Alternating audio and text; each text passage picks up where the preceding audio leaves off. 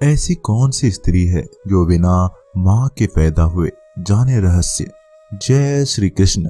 प्रिय दर्शकों, स्वागत है आप सभी का हमारे YouTube चैनल बाबा तोपेश्वर में। दोस्तों, आज के इस वीडियो में जो प्रसंग हम लेकर आए हैं, यह प्रसंग बहुत ही रहस्यमय है जो रामायण से लिया गया है।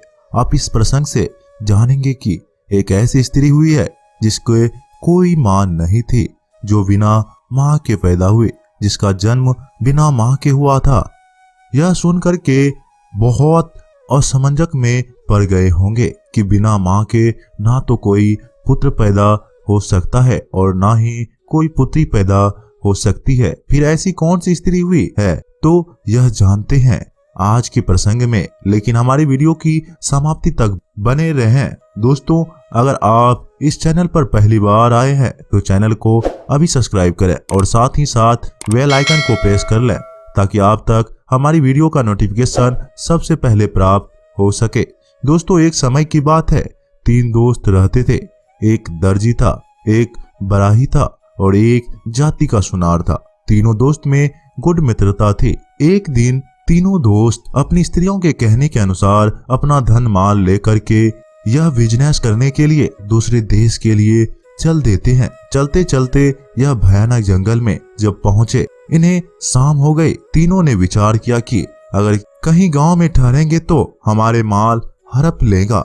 ऐसा करते हैं। यह एक महात्मा जी का आश्रम है और इसी आश्रम पर रात गुजारते हैं। तीनों दोस्त उसी आश्रम पर रात गुजारने के लिए ठहर गए थे। तीनों लोगों ने सलाह मिलाई, 3 घंटे तीनों लोग जागो, रात कट जाएगी। अगर एक साथ तीनों लोग सो गए तो यह हमारा तुम्हारा सारा माल चोरी हो जाएगा। बराही कहने लगा, सर्वप्रथम मैं जाग रहा हूँ और आप दोनों भैया सो जाओ। दर्जी सुनार सो गए, बराही जागने लगा। तो बराही ने विचार किया, ऐसे 3 घंटे कैसे कटेंगे।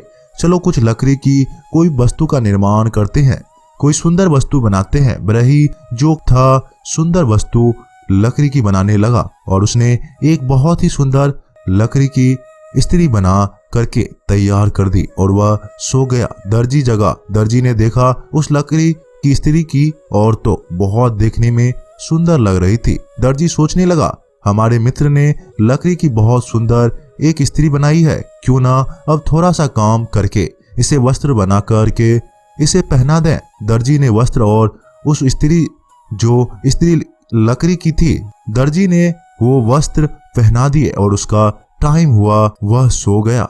उसके बाद में सुनार जगा। सुनार ने देखा एक बहुत ही सुंदर एक लकड़ी की स्त्री बनी हुई खड़ी है, वस्त्र भी पहने हैं। सुनार सोचने लगा, जब हमारे दोनों मित्रों ने इतना बढ़िया काम कर ही दिया है तो क्यों ना मैं भी थोड़ा काम कर दूं। अपनी ज्वेलरी से इस स्त्री को सुशोभित कर देते हैं। सुनार ने ज्वेलरी निकाली और उस लकड़ी वाली स्त्री को ज्वेलरी पहना दी। अब तो दूर से जब देखते तो बहुत ही सुंदर स्त्री आती थी, लेकिन वह लकड़ी की स्त्री थी। तीनों ने अपना काम किया। उसके बाद में सुनार भी थोड़ा सा सो गया। इधर भगवान शंकर जी आए। शंकर जी ने जब वह सुंदर लकड़ी की स्त्री देखी तो वह वस्त्र भी पहने थे, ज्वेलरी भी पहनी थी। तो शंकर जी समझ गए इन तीनों कारीगरों की कारीगरी है, जो तीनों मित्र है। अब इसमें क्यों ना हम थोड़ी सी जान डाल देते हैं। तो शंकर जी ने उसमें प्राण डाल दिए और वह एक सचमुच के स्त्री तैयार कर दिए। इधर तीनों दोस्त जब जगे, उन्होंने जब वह सुंदर स्त्री देखी तो सोचने लगे, अरे वाह जी वाह, यह तो एक सुंदर स्त्री हो गई। सुंदरता को देख करके तीनों सोचने लगे, अब तो मैं इससे शादी करूंगा। बराही कहने लगा, मैं शादी करूंगा। दर्जी सोचने लगा, हम शादी करेंगे। सुनार कहने लगा, हम शादी करेंगे। यानी तीनों में आपस में झगड़ा होने लगा। शंकर जी आए, बोले, भैया आप तीनों लोग झगड़ा क्यों कर रहे हो। बराही कहने लगा, हम इससे शादी करेंगे और यह शादी करने के लिए कह रहे हैं कि हम करेंगे, हमने इसको बनाया है। दर्जी कहने लगा, हमने भी तो वस्त्र पहनाया है। सुनार कहने लगा, हमने भी तो ज्वेलरी पहनाई है, तूने अकेले थोड़ी ना बनाया है। आपस में झगड़ा देख करके शंकर जी बोले, अच्छा ठीक है, तुम शादी करोगे, लेकिन ये तो एक है और तुम 3 हो, क्या तुम ऐसा पाप करोगे इससे शादी करके। बाबा जी बोले, जवाब दिए सुनो, कोई अगर किसी वस्तु का निर्माण करता है या किसी चीज का निर्माण करता है तो वो कौन माना जाता है? तीनों कहने लगे, पिता।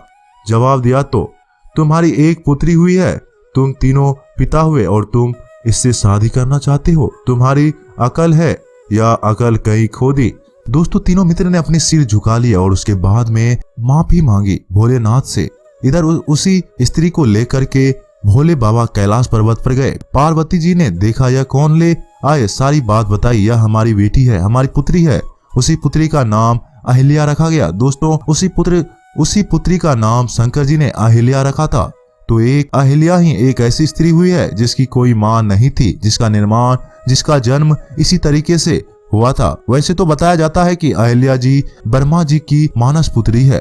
अलग प्रमाण है, लेकिन यह प्रमाण अलग मिला है जो हमने इस वीडियो के माध्यम से आप तक पहुंचा है। तो दोस्तों, तो उसी स्त्री का नाम शंकर जी ने जिसे अपनी बेटी कहा, तो अहिल्या का जन्म इसी तरीके से हुआ था जिसके कोई मां नहीं थी। तो दोस्तों, यह वीडियो आप लोगों को कैसी लगी? यह रहस्यमय प्रसंग आपको अच्छा लगा तो हमारी वीडियो को लाइक, शेयर और चैनल को सब्सक्राइब करके बेल आइकन को प्रेस करना बिल्कुल मत भूलिएगा।